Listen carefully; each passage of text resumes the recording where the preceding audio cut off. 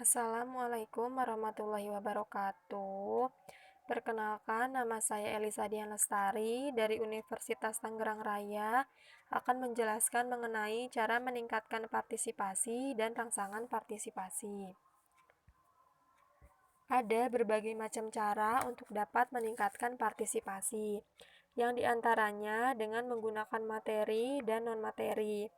Peningkatan partisipasi dengan menggunakan materi dapat melalui pemberian bonus, tunjangan, komisi, insentif, serta lainnya. Sedangkan peningkatan melalui non-materi yaitu dengan cara memberikan suatu motivasi kepada semua komponen atau unsur yang ada dalam suatu lingkungan tertentu.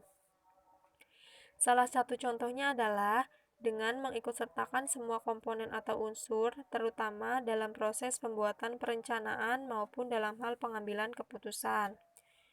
Dari berbagai macam cara, mana cara yang paling baik sudah barang tentu tidak dapat ditetapkan dengan pasti, sebab segala sesuatu akan sangat tergantung pada situasi dan kondisi masing-masing.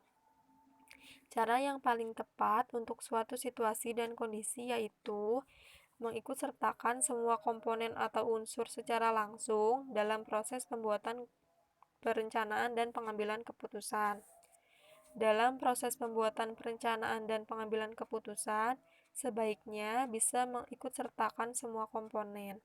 Dengan demikian, maka perencanaan dan keputusan yang dibuat kemungkinan akan menjadi lebih baik, sebab akan mendapatkan masukan atau bahan-bahan dari semua komponen atau unsur yang ada gunanya.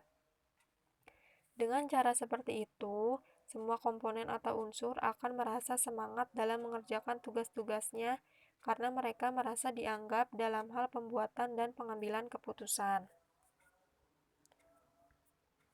Cara-cara lain untuk meningkatkan partisipasi anggota pada koperasi yang pertama, menjelaskan tentang maksud tujuan perencanaan dan keputusan yang dikeluarkan. Yang kedua, meminta tanggapan dan saran tentang perencanaan dan keputusan yang akan dikeluarkan. Yang ketiga, meminta informasi tentang segala sesuatu dari semua komponen dalam usaha membuat keputusan dan mengambil keputusan.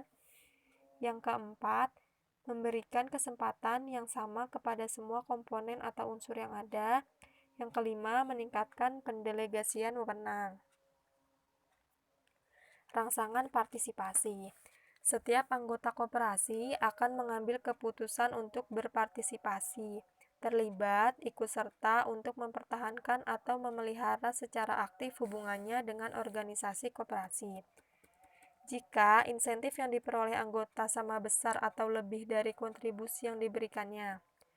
Peningkatan pelayanan yang efisien melalui penyediaan barang dan jasa oleh perusahaan koperasi dapat menjadi rangsangan penting bagi anggota untuk ikut memberikan kontribusinya bagi pemupukan modal dan pertumbuhan koperasi. Insentif perangsang yang dikehendaki oleh anggota berkait erat dengan seberapa besar upaya pemenuh kebutuhan oleh perusahaan koperasi dapat dirasakan oleh anggota secara subjektif yang dapat meningkatkan kepentingan ekonomi atau usaha rumah tangga anggota. Insentif juga dapat dirasakan dalam bentuk layanan barang, dana, jasa di perusahaan koperasi sama sekali tidak tersedia di pasar atau tidak disediakan oleh lembaga lain. Selain itu, insentif rangsangan dapat berwujud pelayanan barang dan jasa disediakan dengan harga, kualitas, dan kondisi yang lebih baik, lebih menguntungkan dibandingkan dengan barang dan jasa yang ditawarkan di pasar atau lembaga lain non-koperasi.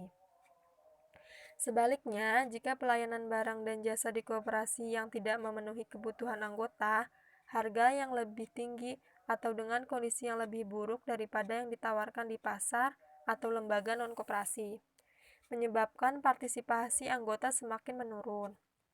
Koperasi sebagai badan usaha harus memperhatikan kondisi ini sebagai upaya perbaikan layanan, sehingga perbaikan layanan kepada anggota merupakan keharusan, bukan beban usaha. Agar partisipasi anggota semakin besar, sehingga anggota semakin memiliki usaha koperasi dan berkontribusi dalam pemanfaatan pelayanan usaha koperasi secara terus-menerus.